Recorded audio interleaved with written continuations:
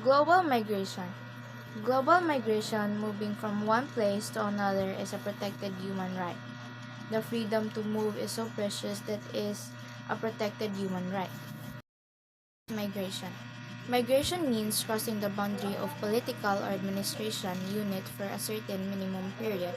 It refers to the movement from one region or country. So, for example, a person moving from their hometown in the Philippines to another city for work and planning to live there for several years is an example of migration. There are two major types of migration. First is internal migration. Internal migration refers to the movement from one area, a province, district, or municipality, to another within a country. It spans great distance and bring together very different people. So for example, aning internal migration kay kanang mo balhin ka og puyo sa another nga kanang city or municipality here sa Philippines or around diri sa Pilipinas para sa imuhang studies or dili kanang sa imuhang job. Next is international migration. International migration is a term used to refer to change of usual residence between nations. So for example is overseas Filipino workers or OFWs. Millions of Filipinos work abroad and often establish a usual residence there for an extended period sending remittances back home. Next is concepts of migration. First is migration. Migration, a change of residence that involves a complete change and readjustment of community affiliations. So, for example is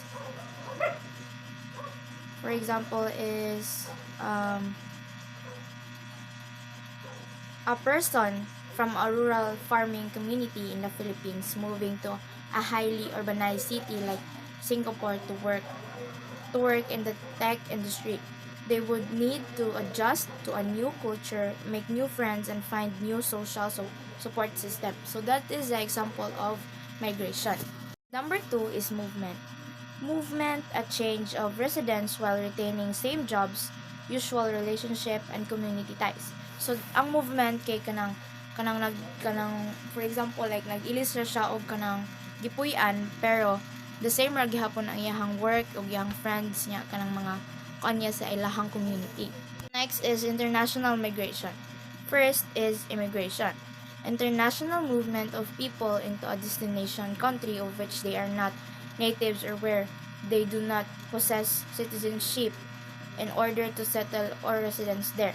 So for example sa immigration is like kanang mag-apply ka og kanang visa or citizenship para mopuyo ana nga lugar kay if wala kay visa dili ka pasudlon sa kana nga lugar nga imong ganahan nga puy-an. So needed nga mo lokat ka og visa.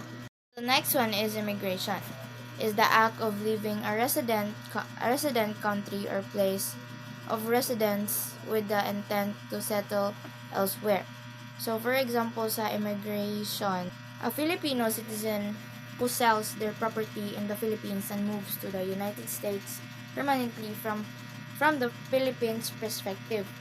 This person is an immigrant. So mo ni siya ang example sa immigration like kanang ubalhin ka imong ibalhin imuhang kanang baligya ang imong property here sa Philippines para lang balhin og puyo sa gawas. So ang tawag ana kay migrate or immigration.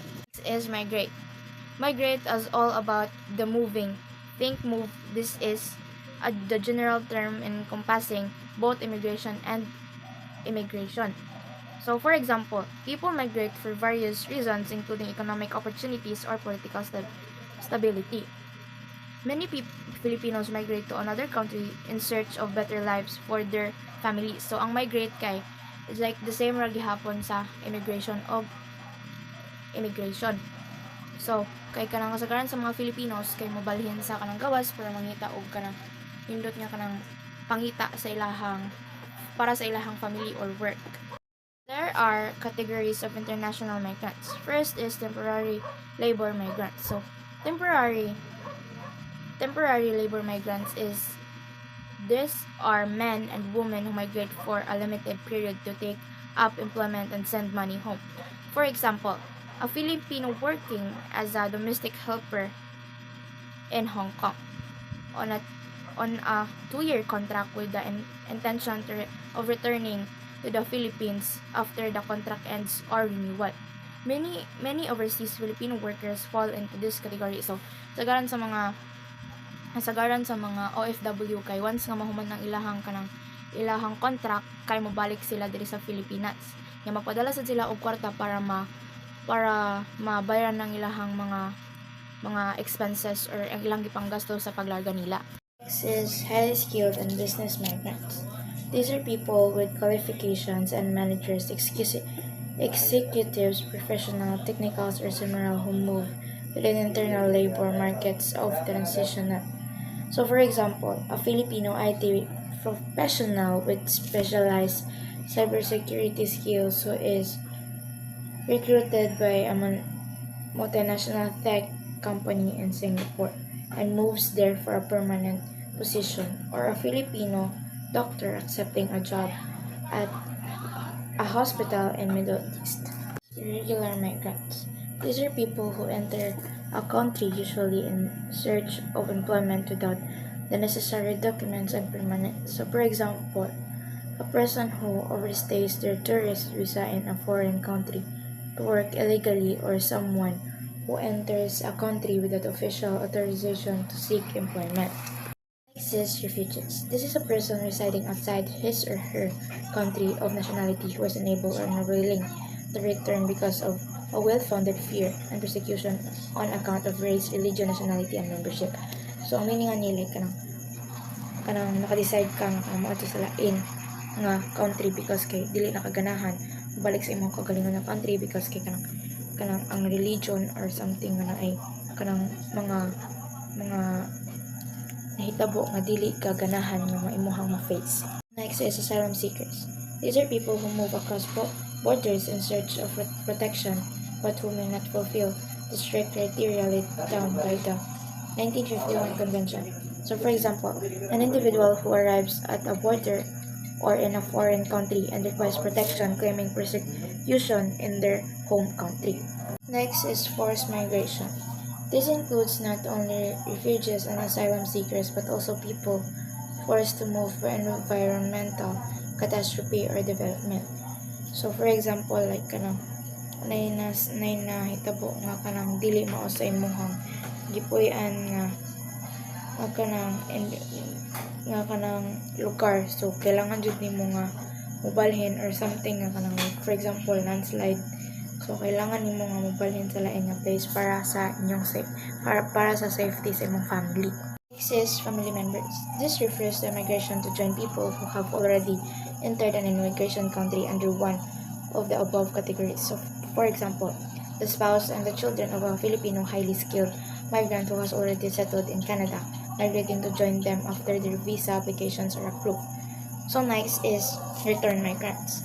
These are people who return to their countries of origin after a long period in another country. So, for example, like, trabaho ka sa gawas, then pila ka years kinibalik na ka diri sa Philippines para ari na ka tukod og imong negosyo para mabawi nimo ang tanan nga imong gipanggasto pag adto nimo sa gawas. So that is return migrants. Next is the push-pull factor. It is a factor in the destination country that attract people to a new place largely because of the opportunities presented. The new location were not able to them previously. So, na example ang push-pull factor. For example is a family moving from another country with a minimal job opportunities for a successful career. So, muna siya example sa push-pull factor.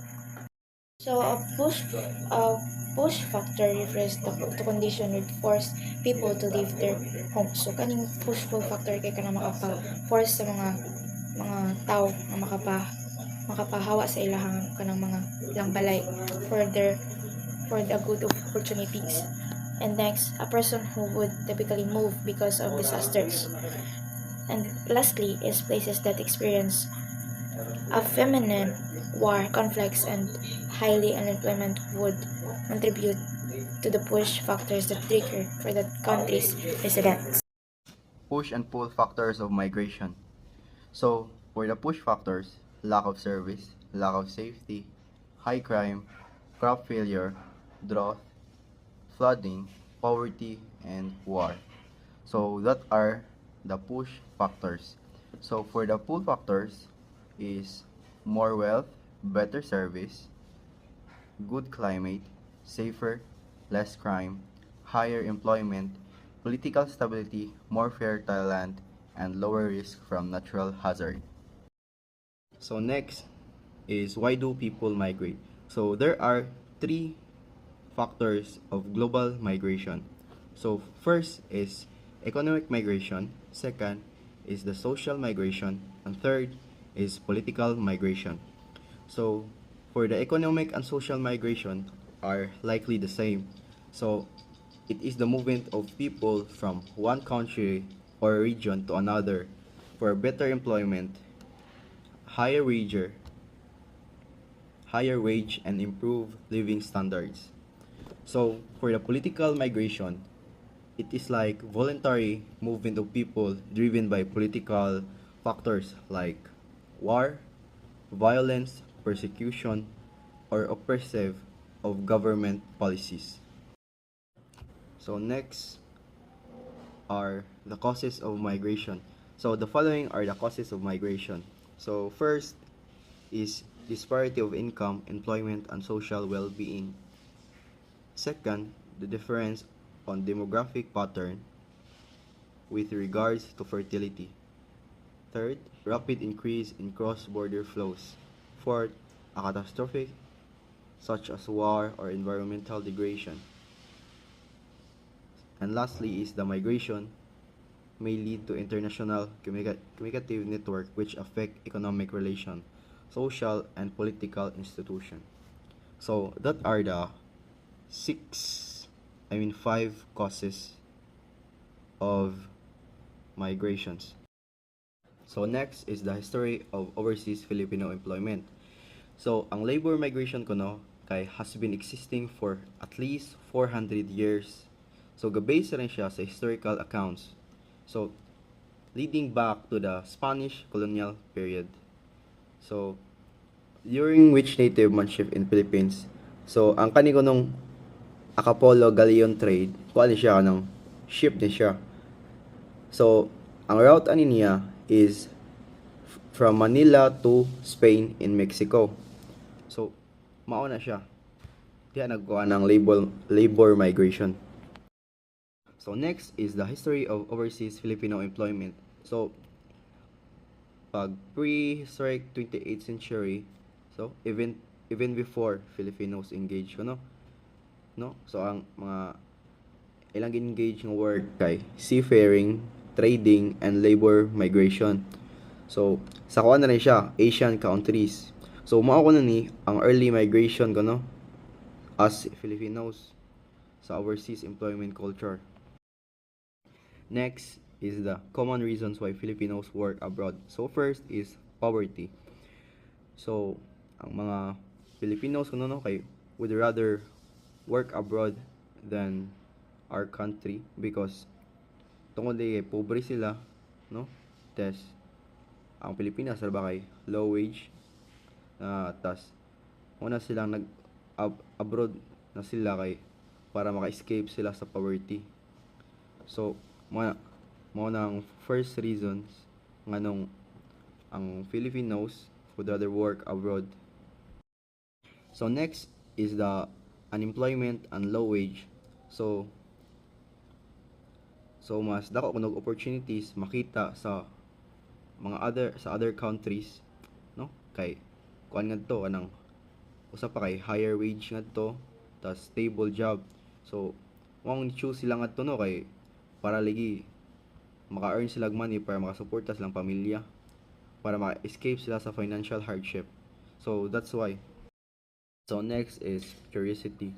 So other Filipinos choose to work abroad because of their curiousness, and it also motivates individuals no to explore, learn, and grow in ways nga dili makuan sa Pilipinas, no? Nya apil na po na ang katong higher salaries para lagi makasustain sa families, And also, mao na, di ba, kita ang no, Filipinos nga, Pilipinas, di mo kita kuha na ng snows, yan na. So, that's why would makuha ng uban ba nga to sa gawas. So next is common risks and cause overseas Filipino employment, abuse and violence. A serious concern that some overseas Filipino workers or OFW may person workers in abroad. These issues may have a serious emotional, physical, and psychological consequences. So, ang abuse violence di ay kay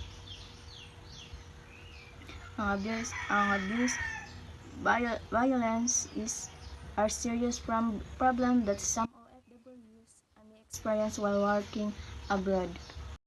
Weekends, family ties. So, kay ba kita na if ato tag abroad, kay di mo ginamawa no, ngamingon kita sa pamilya or loved ones. And kay lahi era gid sa calls o sa personal gid.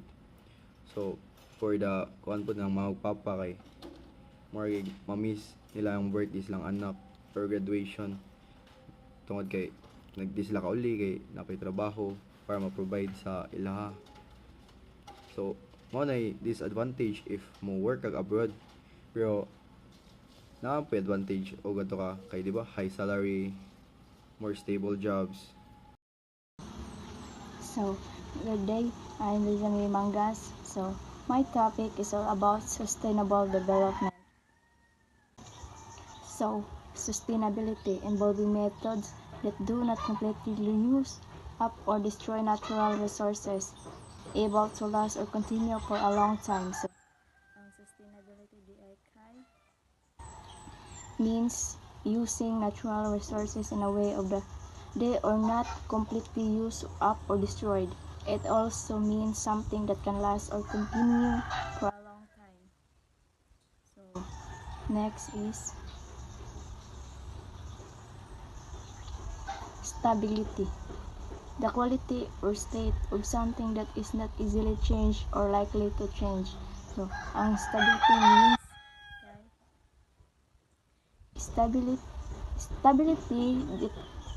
stability is the quality. Stability means the condition of something that does not easily change or move. So, sustainability and sustainable future are treated as a goals for endpoints of a process called sustainable development. So, sustainability plus stability equals sustainable development. What is sustainable development? Sustainable development is an approach to the economic development of a country without compromising with the quality of the environment for future generations. In the name of economic development, the price of environment damage is paid in the form of land degradation, soil erosion, air and water pollution, deforestation, etc. This damage may surpass the advantages of having more quality output of goods and services. Sustainable development can be facilitated through 5 guiding principles: living with environmental limits, ensuring a strong, healthy, and just society, achieving a sustainable economy, promoting good governance, and utilizing information communication technology as a social responsibility. So, sustainable development meets the need of the current generation without compromising the end of future generations. Concept of sustainable development importance. The goals of sustainable development were first adopted by United Nations member states in 2015. The concept of sustainable development aims to encourage the use of products and services in a manner reduces the impact on environment and optimize the resources in order to satisfy human needs. Is the practice of maintaining productivity by replacing using resources with resources of equal greater value without disregarding of endangering natural biotic system. Sustainable development bind together concern for the carrying capacity of natural system with social, political, and economic challenges by face humanity. So, Sustainable science is the is the study of concept of sustainable development by environmental science. There are emphasizes to present generation responsibility to generate, maintain, and improve planetary resources for use future generation. So first is development and non-polluting renewable energy system. Second is population stabilization. Next is integrated land use planning. Next is healthy cropland and grassland. Next is woodland and revegetation of marginal lands. Next is conservation of biological diversity, control of pollution in water and the air. And next is recycling of waste and residues. Next is ecologically compatible human settlements. Lastly is environmental education and awareness at all levels. Next is achieving sustainable development. Sustainable development be achieved with following points. First is it can be achieved strengthening human activities. Second is technological development should be input effective and not imperialistic. Third is the rate of consumption should be suppress the rate of salvation. Next is for renewable resources, the rate consumption should be not surpass the rate production as renewable substitutes. So, next is all types pollution should be minimized. Next is it can be achieved by sensible use of natural resources. So, next is here are examples of sustainable development. First is wind energy, second solar energy, third crop rotation, fifth is sustainable construction, next is efficient water pictures, next is green space, and lastly is sustainable forestry. Next is three pillars sustainable development na economic, social, environment. The concept of sustainable development is rooted three main pillars. The aim of achieve inclusive growth as well as create shared prosperity the current generation and the continued to meet and needs future generation. So, these three pillars are economic, social, environment development and are interconnected and reflect goals, community development, and social environment stability. So, mao na ang kanang na murag may sad o box so kanang tulo kan economic, social, and environment. Aims of sustainable development. Balance our economic, environmental and social needs, allowing prosperity for now and future generations. Maximizing the probability of achieving sustainable development, minimizing the chances of environmental degradation.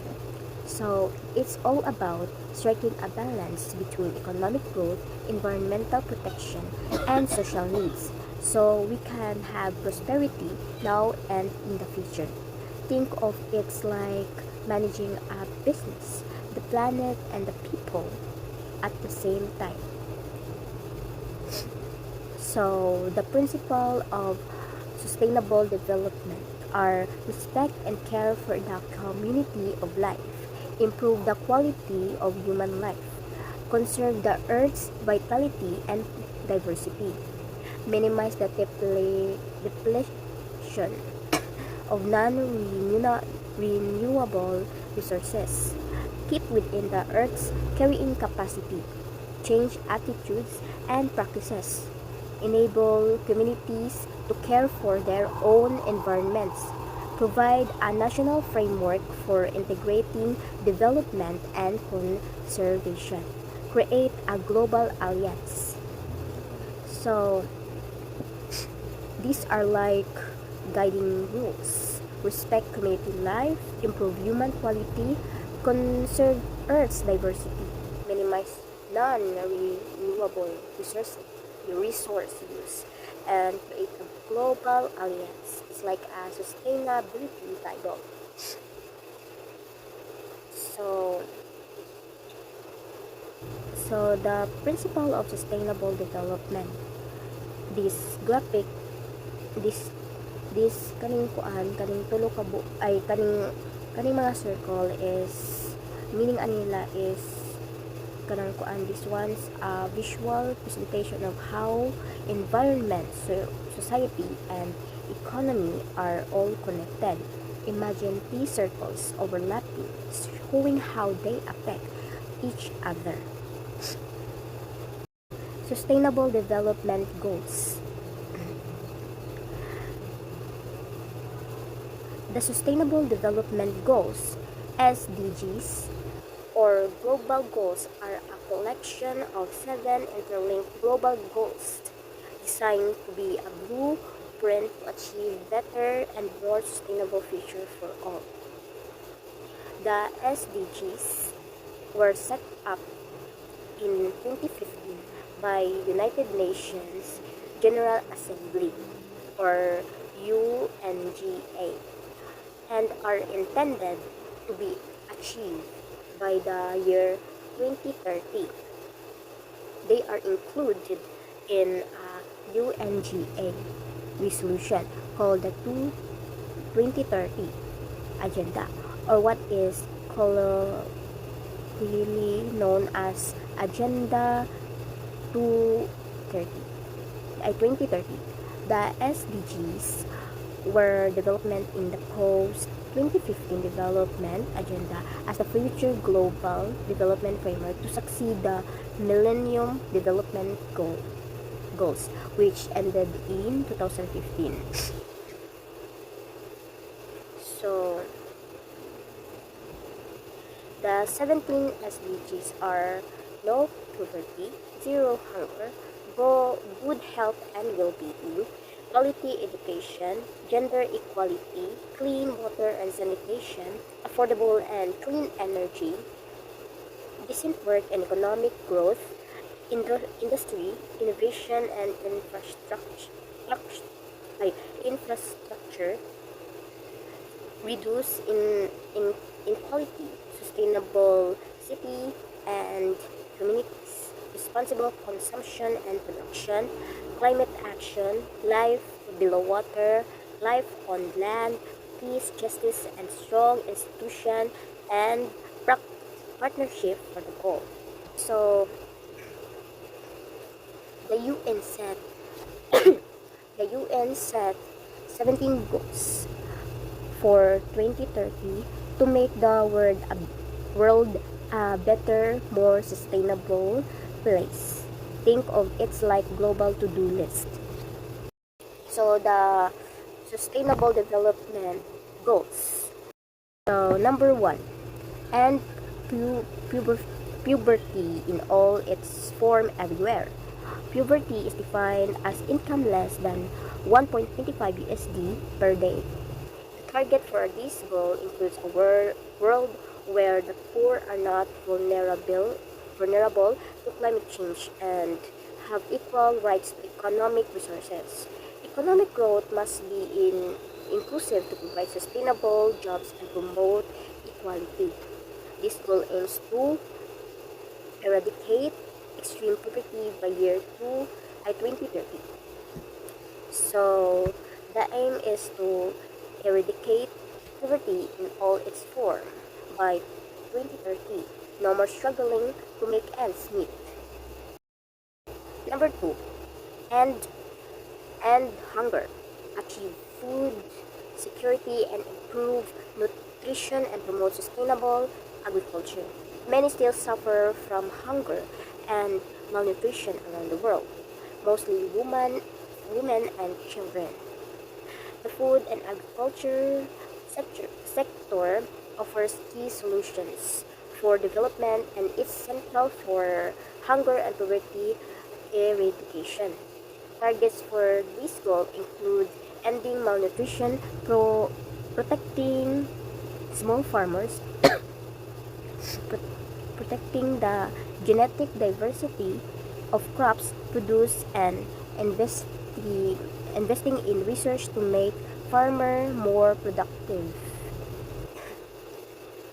So, these goals all about ending hunger, ensuring food security, and promote sustainable agriculture. Imagine a world where everyone full and happy. Number 3, ensuring healthy lives and promote well-being for all at all ages. Ensuring healthy lives and promoting the well-being for all at all ages is essential to sustainable development. goal includes calls for universal health coverage, increasing healthcare workforce, reducing illnesses and death by pollution. Comprehensive agenda for tackling a wide range of global health challenges such as AIDS, malaria, tuberculosis. Then vaccinate your family to protect them and improve public health. So this one is about ensuring healthy lives and promoting well-being for people of all ages. Think healthcare for all.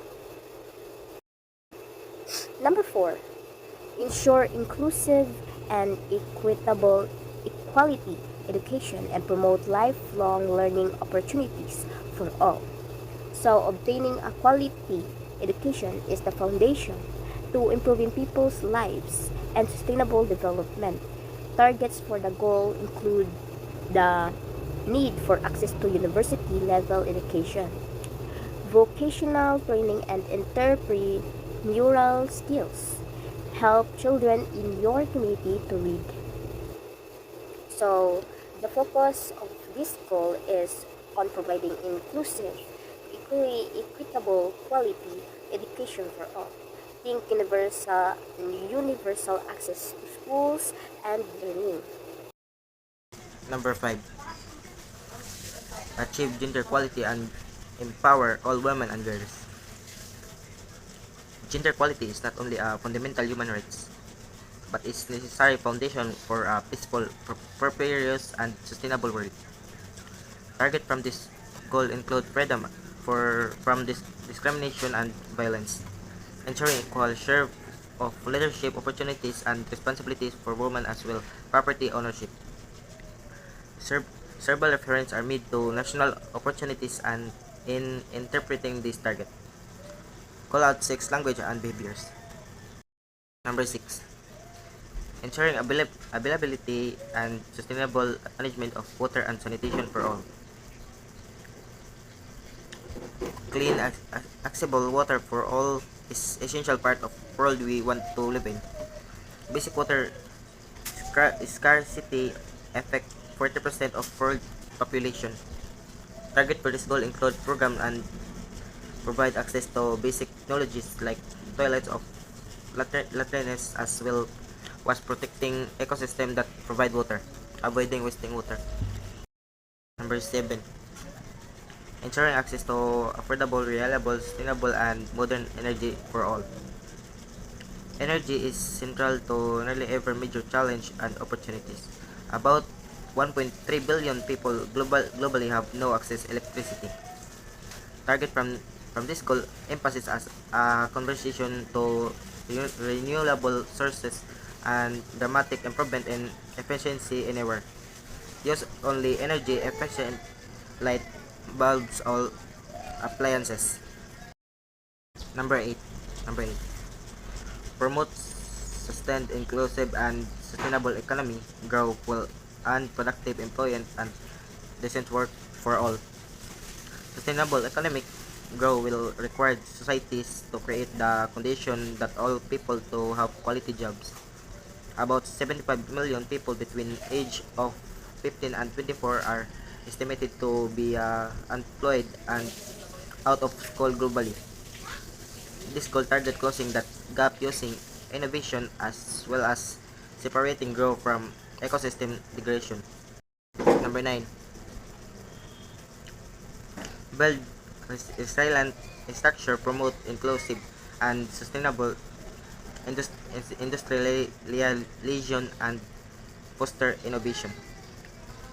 Investment in infrastructure are curricular and achieving sustainable development. Target for this goal include fostering a more innovative and environmental stance approach to industrial development. Think of innovate new ways to reproduce old material. Number 10. Reduce quality within among countries. The world is massively unequal to reduce inequalities policy should be universal in principle, paying attention to the need of disadvantaged and mar- marginalized population. Target for this goal include financial market regulation are make the playing field more equal, making migration more orderly, safe, regular, and responsible. 11. Make cities and human settlement inclusive, safe, resilient, and sustainable. There needs to be future in which cities provide opportunities for all with access to basic service, energy, housing, transformation, and more. More than half the world population lives in cities. Targets for this goal includes addressing issues like transportation, disaster preparedness, as well as preservation of the world cultural and natural heritage. Bike wall or use public transportation to keep our cities air clean. Number 12.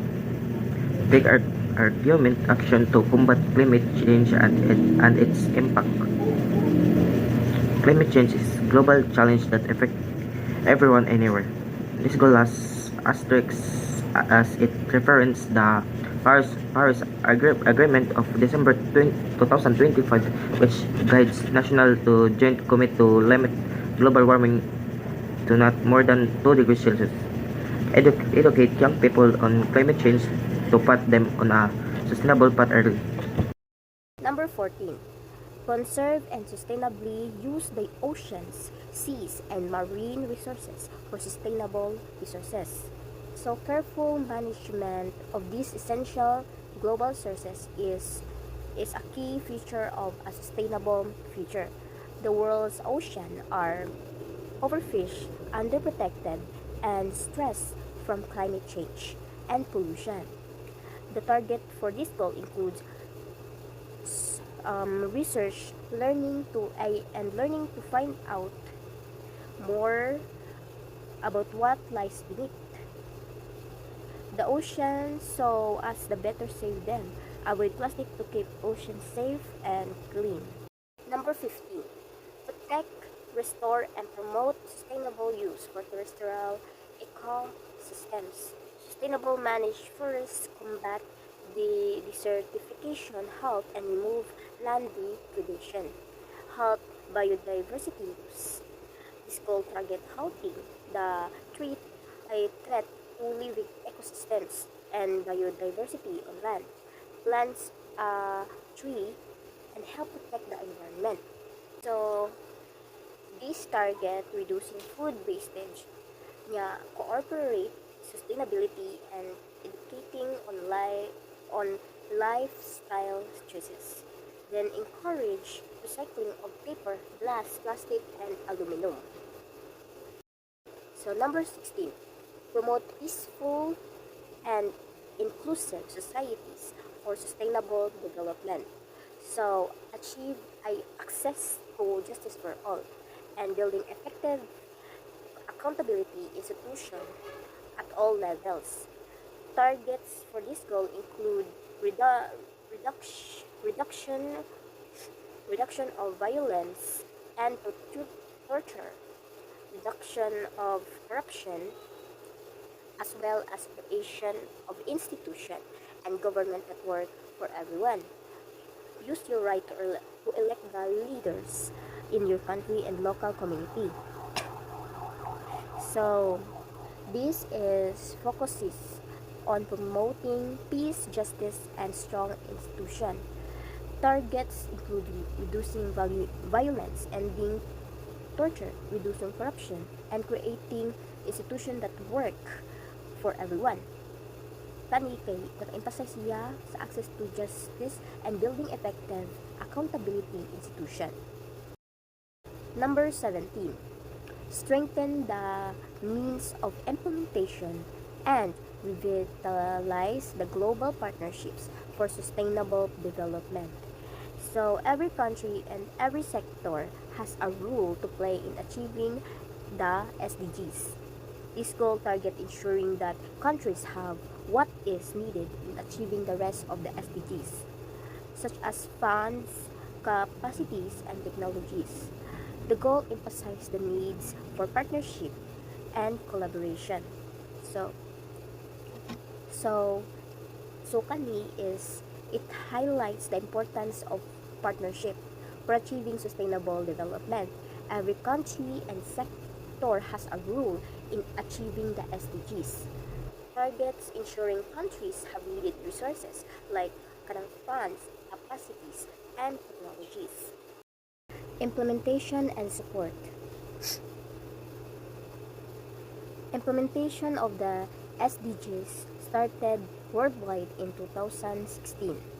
This process can also be called localizing the SDGs. Individual people, universities, governments, institutions, and organizations of all kinds are working separately but one or more goals at the same time.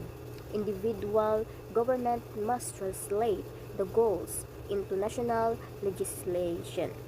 Development I develop a plan of action and their establish their own budget. However, at the same time, they must be open to and actively searching for partners. Coordination at the international level is crucial, making partnership valuable. The SDGs note that countries with less access to financial resources need partnerships with more well-to-do countries. So, so implementation and support discusses worldwide implementation of SDGs started in 2016, also called localizing the SDGs. Then it involves individual people, government, institution, and organization working on goals, emphasizing coordination, partnership, and support, especially for countries with limited financial resources. So, the benefits of sustainable development. Here are some of the pivotal benefits that can be reaped by implementing the concept of sustainable development. So, global equity. Environmental business needs to be equitable, distribute over the present and future generations. Ethical guiding principle. Incorporation of the characteristic and values that most people associated with ethical behavior, democracy, equality, or social justice. Yeah, physical sustainability, recognition of the limits to nature and striving towards an overall global ecological balance. Then, intergeneration equity, environmental resources and economic welfare should be available for future generations, at least equal to the present ones.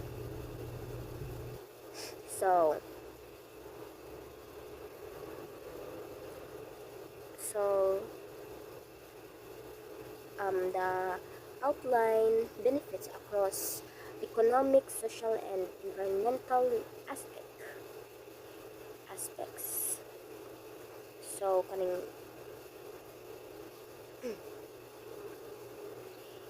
economic, elimination of wealth and poverty extremes, voluntary profit sharing. Then social is equality, elimination of prejudice, compulsory education. Yeah, and ang environmental is between nature and living being, unity in diversity, kindness, animal, and conversation. what is needed to achieve the sustainable development. Eco-friendly. Present generations should aware for goods of present and future generation, and also ensure the productive assets available for future generation or not. Technologies need to be developed and implemented which help to conserve resources, prevent unnecessary pollution, and help restore the environment wherever appropriate.